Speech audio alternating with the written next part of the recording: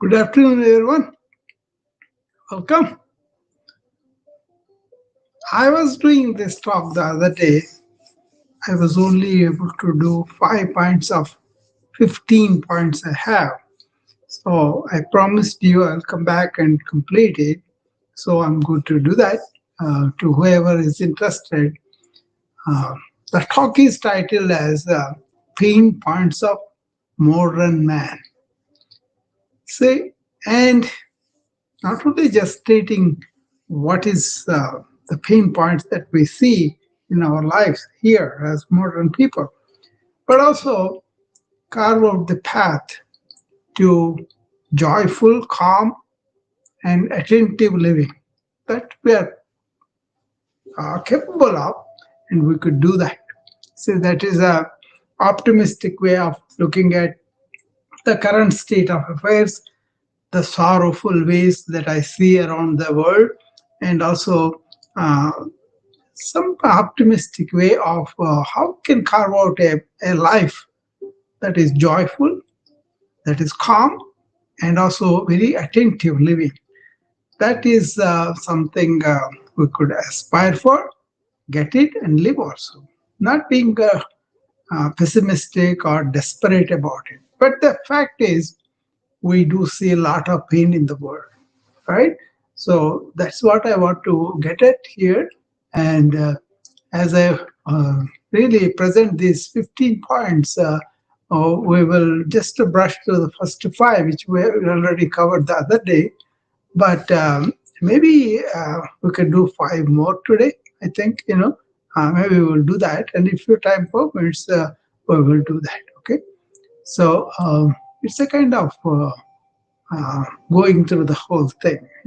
So let me brush up on the first few for those people who don't know about them and then have not had the chance to look at that, right? So,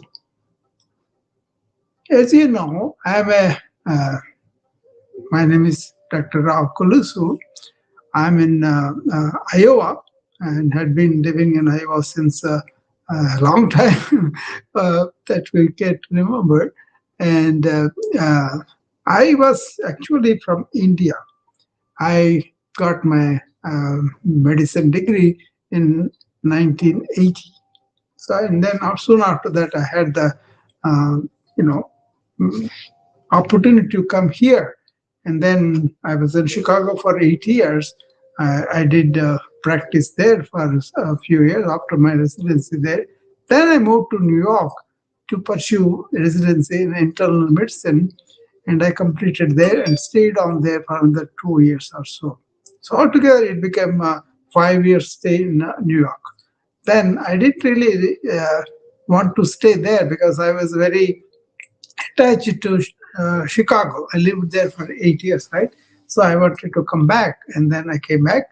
And near Chicago in Iowa, I joined a private practice, but didn't get along with them. And then I didn't like the way they were doing medical care. So I split from them after a year and then established my own practice. And ever since I stayed in Iowa. In between, I had the opportunity to work as a hospitalist in other hospitals. So I used to go there, stay there 1 week, work there, and come back to my practice. So I never left the practice for a long time. My own practice really established in 1997 in Clinton, Iowa. And then I practiced till 2019 when I um, kind of had the opportunity to sell the practice that I built up. I built up building everything, equipment and all that. So it was good to run on my own for a long time. But then I thought I will take a leave from this illness oriented symptom treating practice, even though I taught a lot of people to how to prevent, how to maintain their wellness, how to really be oriented towards wellness oriented lifestyles. The people who listened to me, they were very happy, but they had to do some homework. But they did. Some of them, they did very well, and they did very well. So I kind of validated my approach of preventive first and then really help them to understand their own lifestyles and make the adjustments to that. Okay, and then 2020, I kind of established this online wellness company, which is uh, more like a uh, always talking, inspiring, and giving lectures and talks and videos and all that. So, COVID also, I was very busy online helping people here and in India, um, really giving the scientific information about that, and also encouraging people to do yoga, breathe, meditation, and all that. Okay, so I ended up with coining the term proactive wellness, which is a integrated health of body, mind, and heart and the spirit. Right. So now I kind of practice that and kind of live like that, and also help people to get into that. Okay. A lot of people may be prejudicial about ancient wisdom, but I'm very open about scientific medicine and also ancient wisdom. My practice now is based on fusion of both these things, and then basically act as a consultant, basically um, really do morning routine with people, and really come and talk about these kind of things I'm finding out with the ancient wisdom and also modern scientific practices and breakthroughs, right? So in that, what it is uh, I have seen suffering in my life and others. I have seen suffering in my colleagues, and I have seen, in general, the modern mindset, modern living, and it's not all it's characteristic to be. There are terrific technological advances. There are really improvements in scientific and medical care, but scientific and medical has not really resolved chronic diseases, mental illness, and generally suffering in life, right? All the technology also did not really do that. So my thing is a commentary on human condition, not any particular culture. It's all over, right? A modern man versus ancient man. So modern man is like a traveler in a fast moving storm. There is storm around us. So we are always longing for stillness, clarity, and inner anchoring, right? We are always looking for it. So the journey begins here. So in a world that moves faster each day, where notifications never cease, we'll be getting the notification, and demands on us, they multiply endlessly. So, in this atmosphere, finding your center becomes not just beneficial, but it becomes essential, in my viewpoint. Okay. So, what I'm going to present here today maps the landscape of modern struggles and illuminates pathways toward genuine transformation. Okay, it's not about presenting as a picture it is as the human condition, but also illuminating a pathways that to lead you toward genuine transformation within. So together we will explore how to reclaim what matters most: our vitality, our clarity, and your connection to authentic self, your own authentic self. Okay, that's what I want to attempt to present to you, and hopefully you guys will have the patience and also really approach this like a big uh, uh, you know information for you, not only information but also some insight into your own lifestyle, and also the truth about it, and also what you can do to help yourself. Okay, that's what I want to do. uh, be patient, and then examine everything with a critical attitude. Okay, so if you go to the pain points, like I said five of them, right? But then what we want to bring here is the wellness, true wellness. Okay, so you can do the human being enhancement, and what I bring is I bring enhancement of three aspects of it. Okay, uh, so It is about not about what you can fix, what is broken, but it is about enhancing what you already have within you, existing within you. So the three fundamental dimensions of human experience, they hold the keys to lasting transformation and genuine fulfillment. What are they? Number one is firm, flexible, energetic body. Physical vitality through strength exercises, mobility all the time, and also sustaining our energy that carries us through the day with ease and confidence. So you want to have a body that is firm, flexible, energetic. That's the first aspect of it. Second one is about our mind, focused, creative, higher intellect mind. So mental clarity that cuts through noise and sparks innovation and access deeper levels of understanding and wisdom. That's how you want to not just focused and calm mind, but more like a have understanding and wisdom. And the third dimension is your heart, expansive, compassionate heart. So you got to be open emotionally and connect yourself to others and fostering genuine relationships and filling life with meaning and purpose. Okay, those kind of three enhancement that you want to aim to bring. Okay, first understand what's going wrong. Okay, then you can fix them. Okay, so uh, it's a kind of really being patient with yourself, not blaming just because you identify some things, right?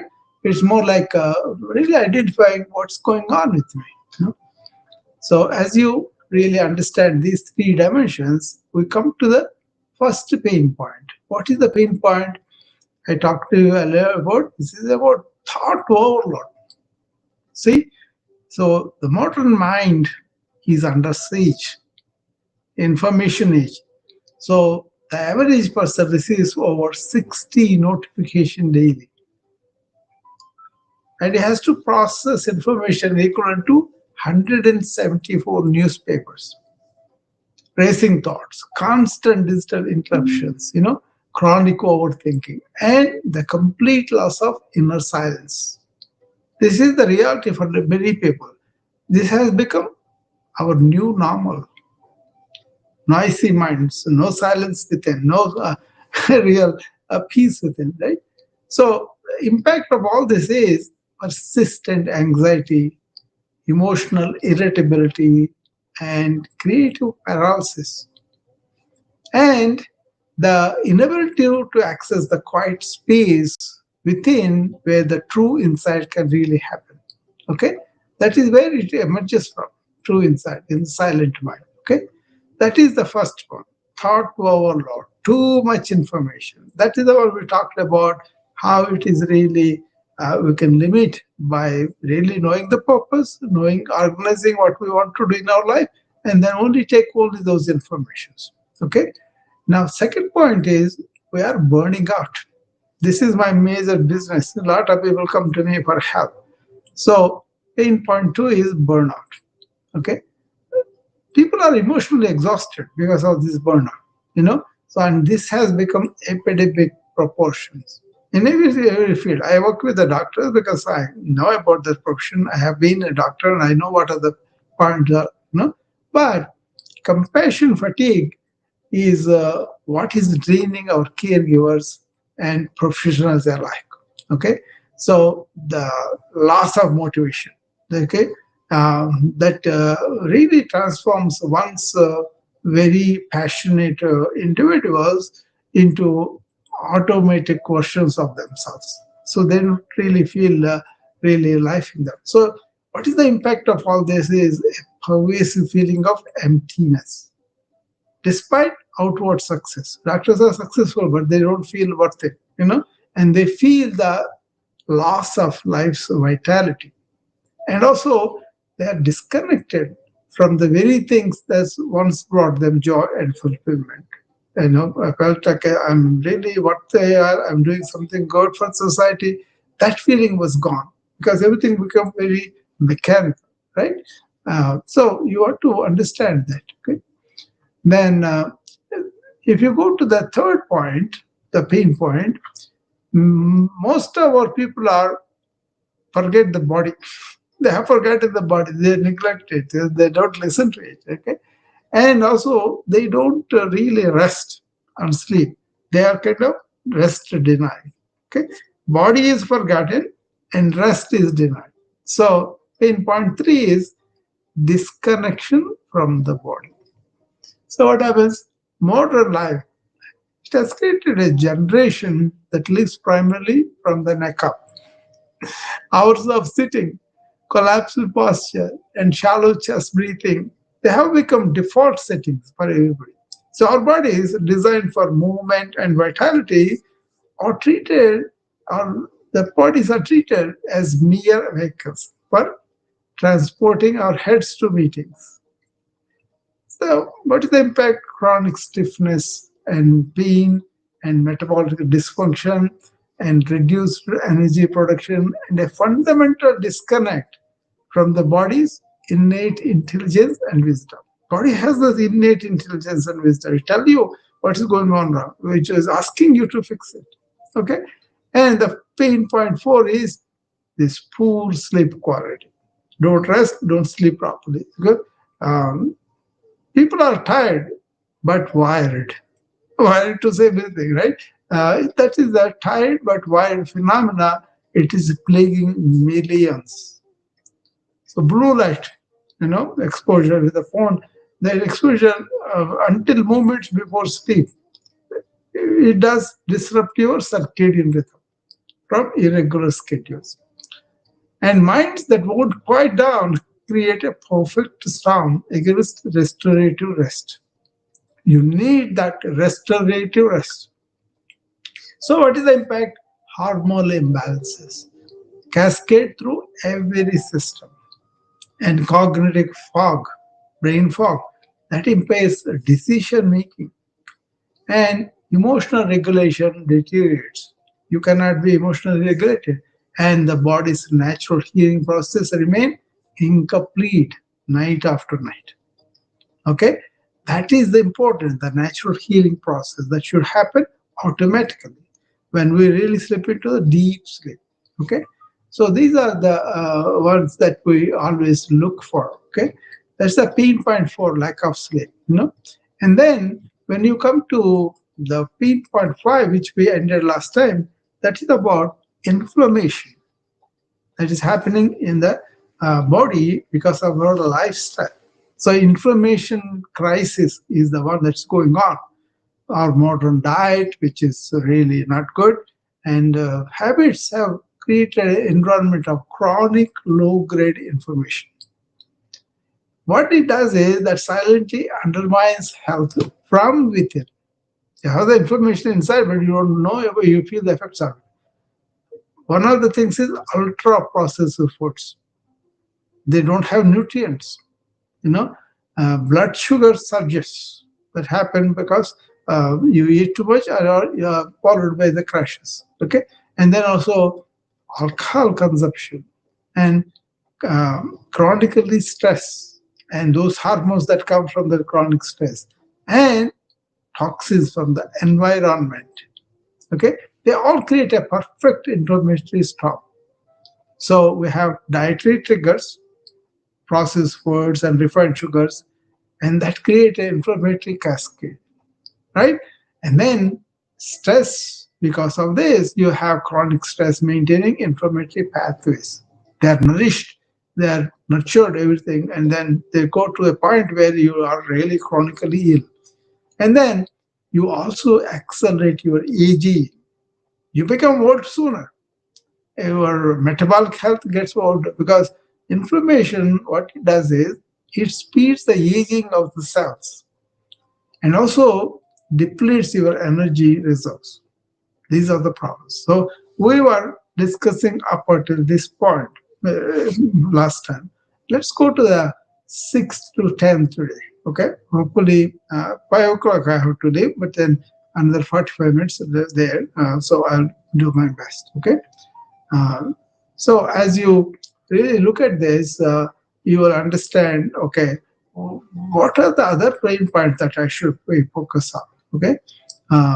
It's more like a uh, thought overload, burnout, and forgetting the body, and also poor sleep quality and the information. Those are the five ones, right? That just remember them and then come back with any questions, any comments you have on that. Okay. Now, pain point six is, see, this loneliness in the world, it has become real epidemic. Okay, this is a big deal. What is happening is we have a fragmentation of relationship among human beings, right? So we think we are very connected than ever, but genuine human connection has become increasingly rare, right? So isolation, social isolation, affecting nearly half of American adults. That's the statistics. Okay, traditional community structures have dissolved. Okay, and not only connection but also emotional intimacy, really risky and unfamiliar. People don't get to know emotionally each other. Okay, and so this profound loneliness, loss of belonging and meaning, disconnection from love's transformative power, that is the real tragic thing. Okay, we are disconnected from the love's transformative power. When you are connected, when you have love from your partner or from your friends and all that, that acts as something else. Okay, so that is true. The isolation, loneliness epidemic is going on. Even Surgeon General came on the TV. He was in the Obama time. Vivek, I think, Dr. Vivek Murthy. He came on and said, "This is a epidemic. We need to understand that." So here I bring you the ancient perspective of Vasudhaiva Kutumbakam. We are all in one family. But here, Americans feel we are exceptional. We are the ones who is more than anybody. That's like a kind of isolating yourself from everybody else. But the ancient said, all the human beings on the earth, wherever they are all in one energy. Now physics also saying that. So having that kind of perspective that we are all only one human tribe will really help you to realize that we are connected with everybody, whether you know it or not. Okay. So the let's move to the pain point seven. This is about attention. By the way, I'm going to do a major talk on attention on Saturday. Good morning, 9 o'clock. So see, what is the average attention span of a human being? Is around 8 seconds. This is less than a goldfish. Goldfish has an attention span of 12 seconds, and we have only 8 seconds now. Constant distraction, right? And then we also have so many things coming at us, so we are hyper reactive to all the stimuli, and we don't have any tolerance. Zero tolerance for to be quiet, to be still, to be silent. Okay, they have become normal. But the other way, the ancients were silent to begin with, and then they were not getting distracted from anything, and they would like have a attention span is pretty extensive, not 8 seconds. So this loss of presence in precious moments, you cannot be here and now, and that inability to focus deeply and complete absence of inner doing havoc in our lives. Okay, you know that, right? So, I mean, I see that all the time. People come with these problems to me. Okay, then I have to talk to them and then tell them, okay, you can improve your attention this way, and I have to deep breathe, focus on one thing, and do only one thing at a time. All these things I teach them, right? And then people have very difficult to gain it back. Okay, and now pain point identity and pain point 9 future anxiety and then pain point 10 disconnection from nature, they are like a we don't have the identity with the nature, and we get anxious very easily, and we are really disconnected from the nature. Okay, So identity confusion. What it is people identify with their body and mind rather than their inner, real, life-giving life force, or soul, or consciousness, or conscious being. Okay, so we have become what we do rather than what we are. I will repeat that. We have become what we do rather than what we are. So identity fuses completely with professional roles. We identify I'm a doctor, I'm an engineer, I'm a tech person, I do this job, that job, whatever. And also we identify with what we achieved. Oh, I got a major degree and all that. And we also identify with the external success markers, like I have this much of money or I have this much of buildings, whatever, right? So the question, who am I without any of these accomplishment, without any of this role? When you think like that, it creates a panic. Okay, this kind of not having the correct identity, completely forgetting of the unchanging inner self beneath all the roles and the mask is a real severe impact on us. Okay, so we kind of afraid to lose it, or we kind of grieve when we lost the identity and all that. Suppose you are retired as a doctor, you are no longer a doctor that is they are coming to you, then they feel like something is lost. Okay, I don't identify with any roles that I play 9 different roles every day, but I don't identify with any of those. That's my role. I will do it, but then I'm landed in my inner self. That's a very peaceful thing. Okay. Now, number 9. Okay, people are afraid about what's going to happen in the future. Economic uncertainty, or maybe AI is going to disrupt our lifestyles and our careers. They're threatening our careers, right? And we're concerned about the climate. What's going to happen? This toxic weather is bringing more storms, more uh, earthquakes. Especially young people I work with, they are really concerned about it. Okay, and also feels like a geopolitical instability. All these politicians coming and doing whatever they want. The whole thing is future feels more uncertain than ever, right? That is the truth. So this uncertainty creates a constant undercurrent of unease, especially young people. And that unease colors every decision, every movement, right? That is the pain of the modern man, being uncertain about what's going to happen down the line. So chronic fear from all this, it really paralyzes action and prevents presence in the current moment. People don't live their life anymore. They are worried and they're concerned about the future. That is number 9, future anxiety. And then the last one, pain point 10 is we are disconnected from the nature, right? Americans spend 93% of the time indoors. Minimal sunlight exposure, that kind of disrupts your own body clock, circadian rhythms. And also, we don't have any real contact physically with earth, trees, or natural environments. So we kind of severed our ancestral connection to the natural world. They know that they are the world, or earth, and all the elements. So this has a really tremendous impact on our mood disorders, stress hormone dysregulation, and loss of natural regulatory effects on our system. That's why people are very anxious, very neurotic in everything that they do.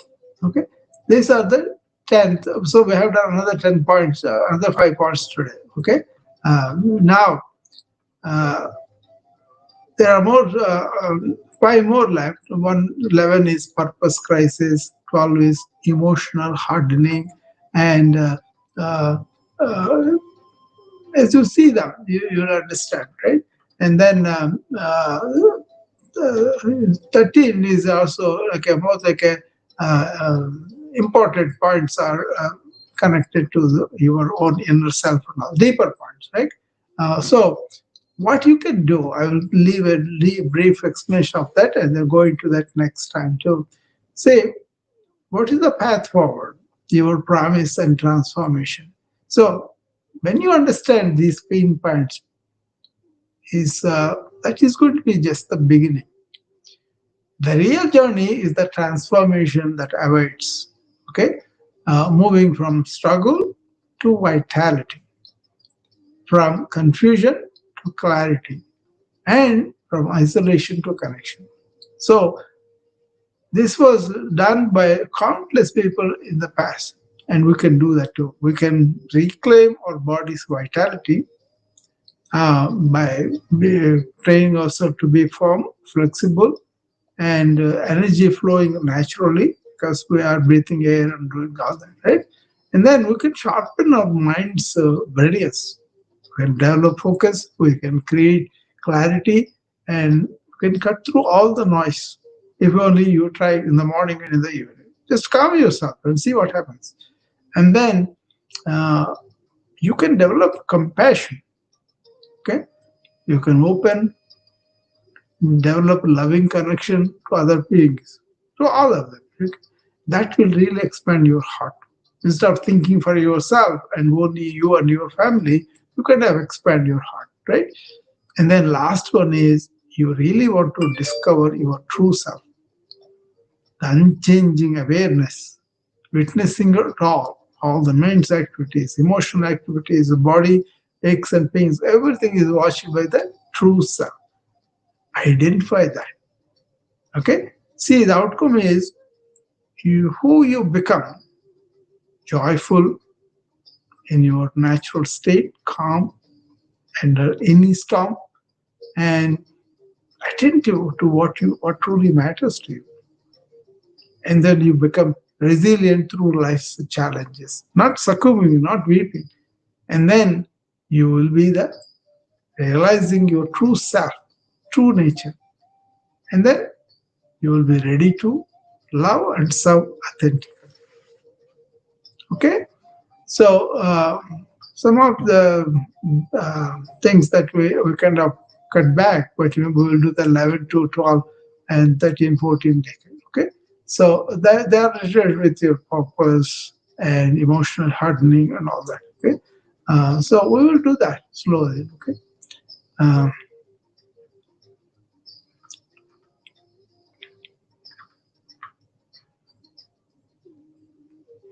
any questions, any comments, anything? I'll be happy to entertain that for a few minutes if you want to come up and talk to me. Otherwise, I said what I need to say. I can prolong on that. I don't want to labor it, but think about it. Is what I'm saying is true or not? Are there pain in people's lives, or are they just going through just because negligence? It's one thing to put up with the suffering. It's another thing to transcend it and discover the true joy and happiness within ourselves. That is the gift I got it from the ancient wisdom. I don't have to be anything except the human being I am. Okay. And then really understand what is the being means. How can I be in touch with that? How can I be using that compass within me? I can lead a very beautiful life. Okay. It requires real attentiveness, real being attention to life, and not bringing out your ego, but not saying, oh, everything with me is okay. You can do that, you're privileged, but it may not be wise if you want to touch this vital calm mind and really loving heart and then live a life that is full of meaning and purpose for you. Then you need to pay attention to what's going on in the world, in you and outside you, and then transform that. Do you agree with me that these pain points are not?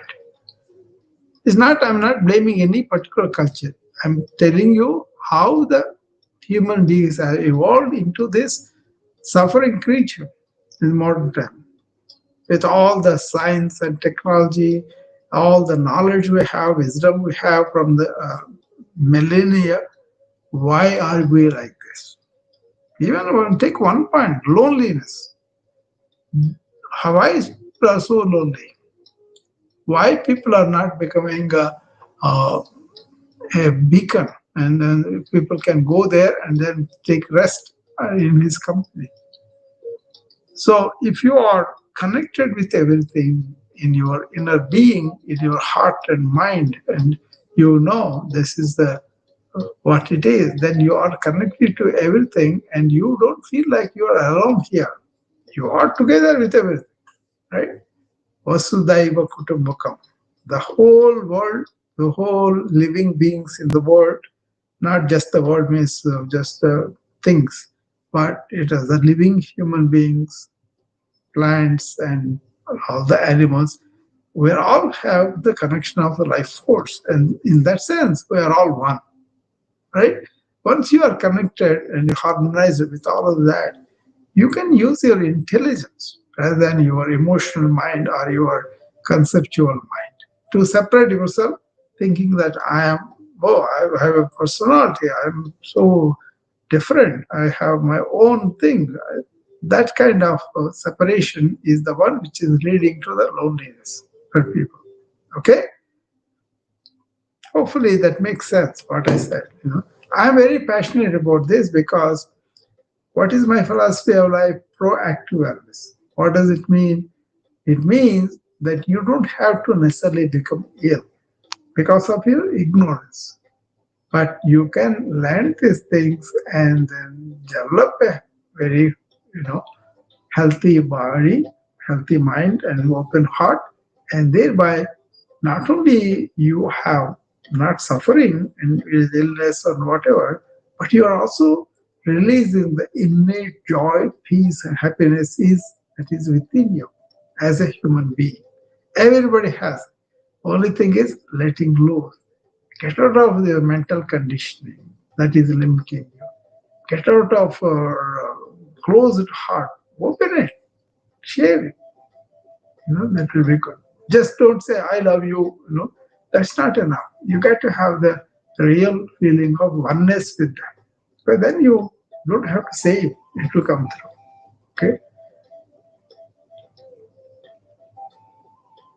It doesn't make any sense to anybody. No response I see anyway.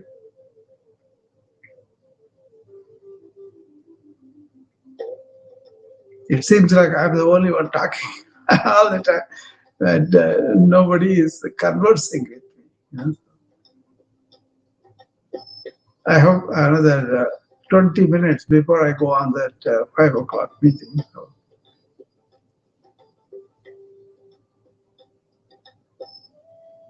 this is a very profound topic for me because it's not fun to see people suffering, right? And my heart melts when I see some people, young women, really getting a real problem with their spouse, divorce, separation, and the society doesn't help them. Or I see very obese, morbidly obese people come with illness. They cannot they cannot really take the image out of their head. So, real suffering, right? It's not just their imagining. They're really suffering physically, mentally, and heart-wise too. So, my heart goes towards that. And then I'm trying to bring in some knowledge that they could use, like a wellness ways or proactive ways of wellness you could do. One of the first thing is understand the condition. Don't deny it. Don't, egotistically say, "Oh, we are not like that. We are exceptional people." No, you may be exceptional about developing a tool, a technology, but are you harmonious within you? Are you close to the nature? Are you enjoying the stillness of the mind, silence of the mind?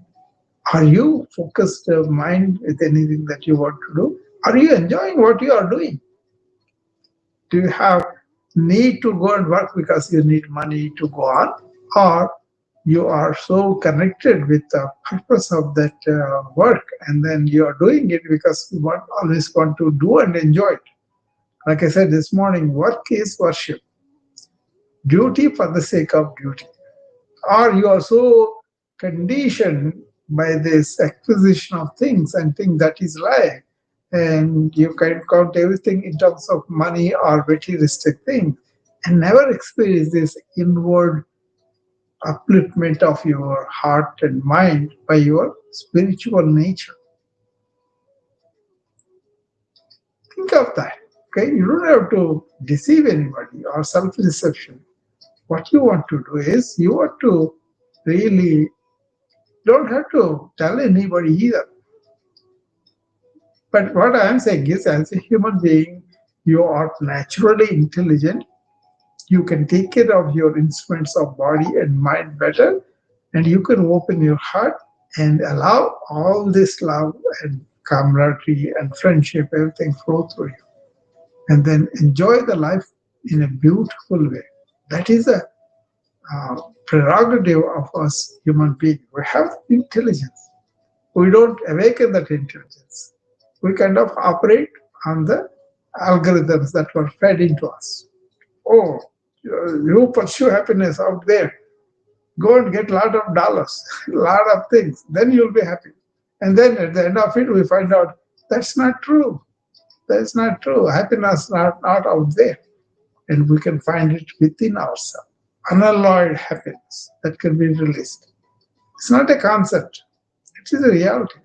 It is truth that is there, but you have to discover it by yourself. Nobody is going to bring it and give it to you because it is within you. And just like the same thing with the other person too. Okay? So somebody who kind of look inward and realize that inner Satchitananda, uh, I feel like I'm very fortunate, very much blessed, right? To really realize that bliss and don't have to ask anybody. I don't have to put my hand to anybody. But what you realize when the purity of that inner feeling is so fulfilling, it comes out, sharing to people and helping them to live a much more balanced, harmonious, peaceful, and blissful life. Okay, that's what the ancient philosophy told me. They said, "Atyadika dukkha nivrutti." Dukkha means sorrow. Atyadika means extreme. Too much suffering may come up to you, but you know how to transcend, not to succumb to it, not to be miserable, or not to say, "Oh, I don't care about it." No, you understand and you let it transcend it, so that you don't actually suffer from the uh, so-called stimuli, whatever that comes at you. Okay. Not only that, you could also go beyond the suffering into your bliss or blessed state. That is possible for human beings.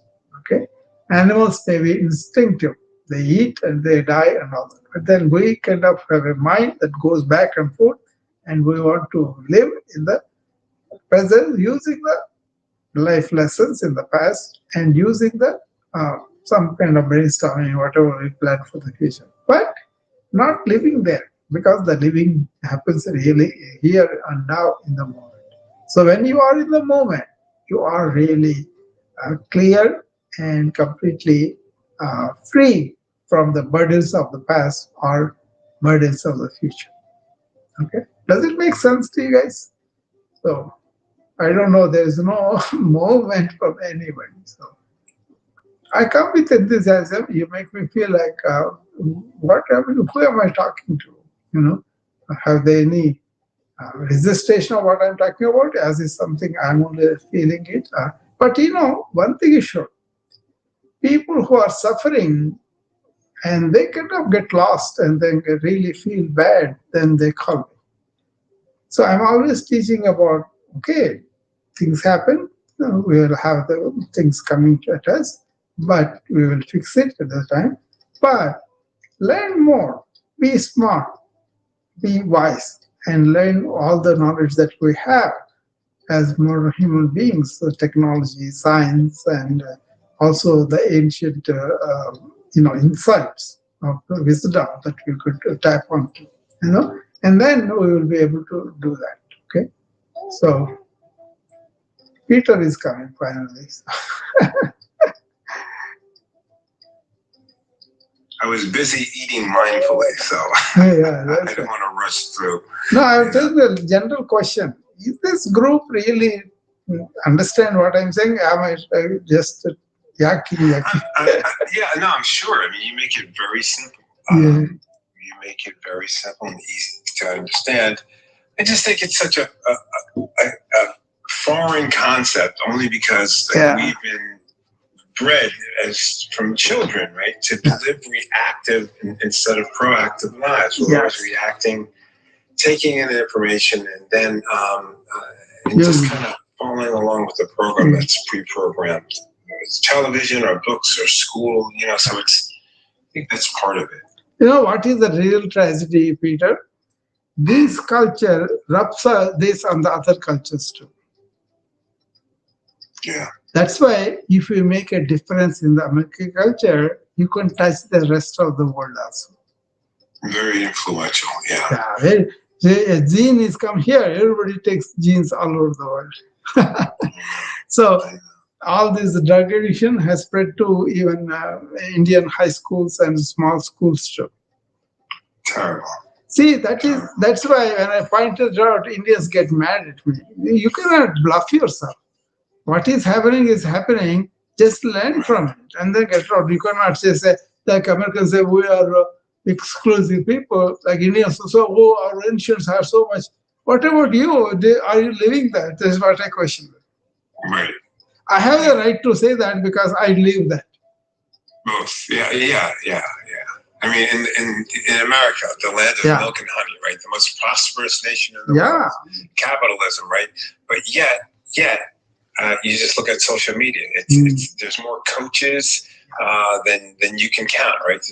There's more self-help books. Yeah. The biggest section at Barnes and Noble is self-help. Everybody's trying to figure out, like, if we're living in a culture that's so actually, great, right? Peter, that's self-help book. Why then do we have all of this need for self-improvement? Yeah. Right? No. People have an instinct. They go and read the books. And you know what? Those self-help books, a lot of them has truths in them. You see, they are not conjuring some things and all that. But what they did and how they did, that work you have to do by yourself. There are truths there, but people don't really take them serious and then experiment them and then work out. See, what is I feel sad about is there's so much suffering coming at me all the time. This morning also, there was a lady, she's making a lot of money with her business, right? But then she's miserable with her mind. Yeah. Okay? So what are you focusing at? See, the possibility of being blissfully happy is there with each human being. That's what I want to point out and bring them back to this path where they could do it. And use the science, use the things that you need. But essentially, you come back to yourself, take time, say, answer me this. How many people I talked to and said to them, okay, calm down yourself, 5 minutes in the morning, 5 minutes at the end of your work. That's all. They don't believe it. There's no other explanation. Like there's no other explanation, right? Logically, that they don't believe. They understand what you're saying, and they want it to be true. It's true, right? But they're like, it can't be that simple. And I'm here to tell you that it is that simple. It is that simple. I'm also here to tell you that I don't always practice it. Yeah. I'm the first to tell you that. Yeah. But I absolutely know it's that simple. Because you look for outward. Something is compulsory, right? You can get up, go and catch the taxi or whatever, that kind of thing, But the secret is this. If you learn to focus yourself more and you are calming all the other things out, you have more energy, and you have quality that's going into whatever you do. Yeah. So I can do some stuff that you may take 15 minutes, but I will do in 2 minutes because of my laser focus. Right. We are all capable of The that. ability to focus exclusively on the task at hand. Yes. In that moment. Be complete aware of what is happening. Present moment awareness, PMA, right? Even if you take it as a concept and think of that, eventually it comes to you and say, yeah, I got this today. See how much I felt very well when I'm focusing so much. And then the attention that you do for each action breeds more attention for the next task. It's a switch. And once you have that, so you can, people ask me, how is that you are able to do so many things? Because of the focus. It's as simple as that. Try to see, am I really in tune with what is happening here and now? Am I in my thinking, in my speech, in my action, really synchronized? And then if you do that way, what you are thinking, what you're speaking, what you're doing are in same thing, you will have laser focus on anything that you are doing, and you do it much more. And the other thing is, when you are that attentive, you don't retain anything to put in order. So when you go to sleep at night, you have a deeper sleep because you already don't have any junk in your mind to take it away. So it's like a compounding, iterative. The every day you live in that attention, it breeds more attention. Attention is like expansive thing. Concentration is like focusing the light on one thing, right? But attention is kind of including everything, but then you are really working in what you want to do with complete focus.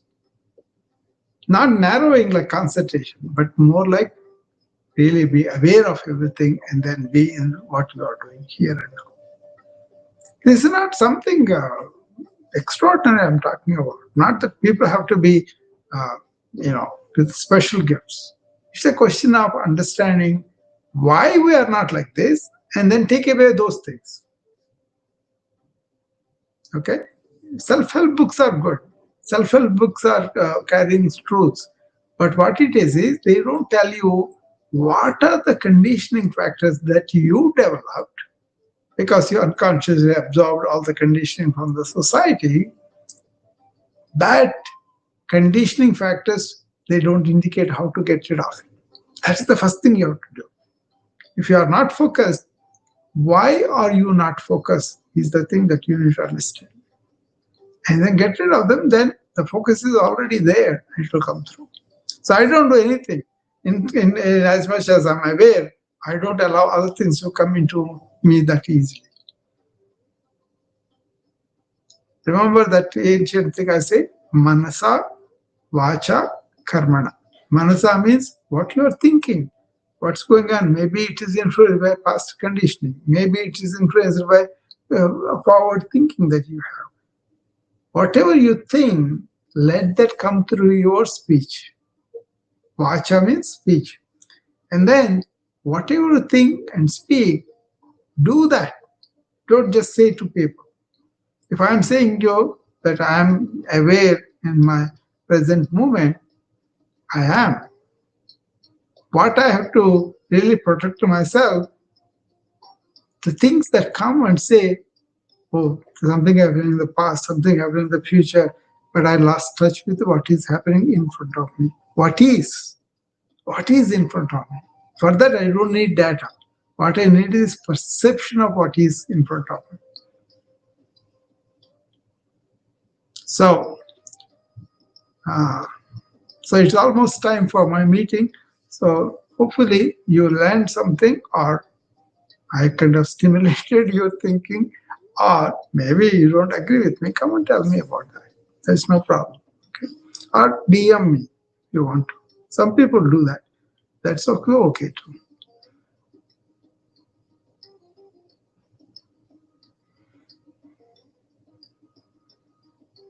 You really don't see what you are getting at here. If you do that, then you'll be clamoring for that all the time. You know, it's not about me. It's about that vivek, that knowledge, that wisdom that we have inherited from other people. Yeah, yeah, Peter.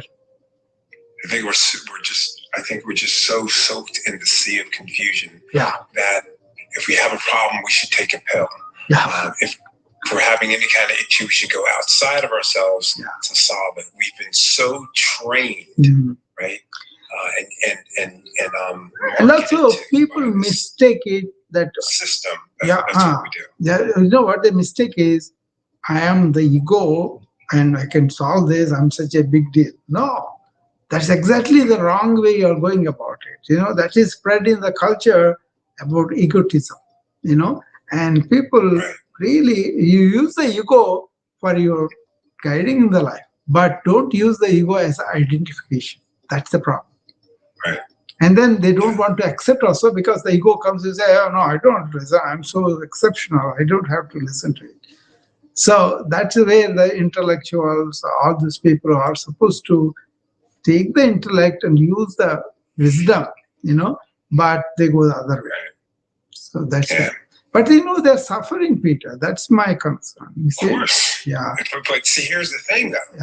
That system that I just talked about, it counts on suffering to buy the next book, to buy the next pill, to go to the next provider, to go to the specialist. That's it true. Creates that.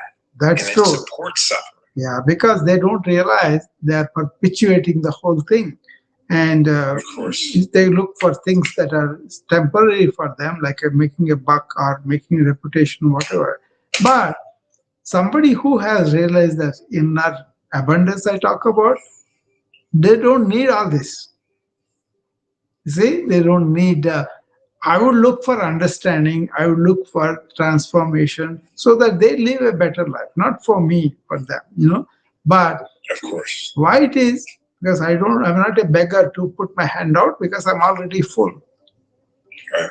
That is the one people are missing. Yeah. Turn inward and realize who you are, and that is the abundance. Be still. Be still. Be still and know your God. The God is that stillness. Yeah. Yeah. Okay. Yeah. And then, like you said, you are not doing those 5 minutes. Start now. What you do is, first thing. Oh, no, I've been doing them. I don't do them all the time. I've been doing them. No. Since my little episode, I've been doing them every morning. Yeah, make it not like a habit, but more like an awareness thing. That means you are not looking to accumulate concept and knowledge and do it, but you are doing it because you are aware that this is there. You get up in the morning, right? You get up in the morning, you open your eyes, immediately be aware. Don't slip into the thought process. That can wait. Grab your phone. Yeah, no, that can wait. Even in the mind also, if you want to say you go into thoughts and then immediately go, what is ahead of me now? Don't do that. Yeah. Habit of being in awareness is not a habit. It's a state. It's a state. It's already there. It's a state. It's already there. So immerse yourself in that rather than allowing yourself to be influenced by thought process. Yeah. That is a big problem for a lot of people. And then they will go on. So what I prefer to do is be in that awareness of consciousness and the thoughtless state. And then consciously think about things and do that and then end the thought. If you can do this practice all the time, Peter, you made it. You see how beautiful it is, how energetic it is. I tell you all the time why I'm so energetic is, but I don't burn myself. I don't burn the energy unnecessarily. That's why it's always there. Ever renewing. Ever renewing. That's not a concept. That's actual state. Of course. Ever renewing energy. And you can see me at the end of the day, I'm like that. You know what that? Yeah, what's the advantage is I can focus better on my tasks.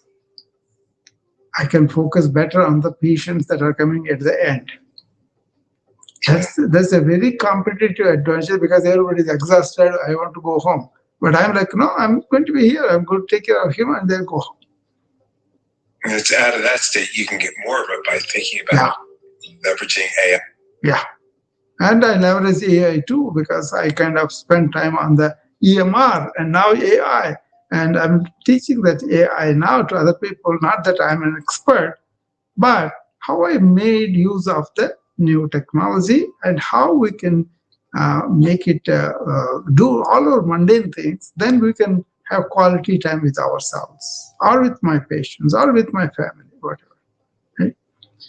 Thank you. It's time for me to go now. Thank you very much. Bye-bye.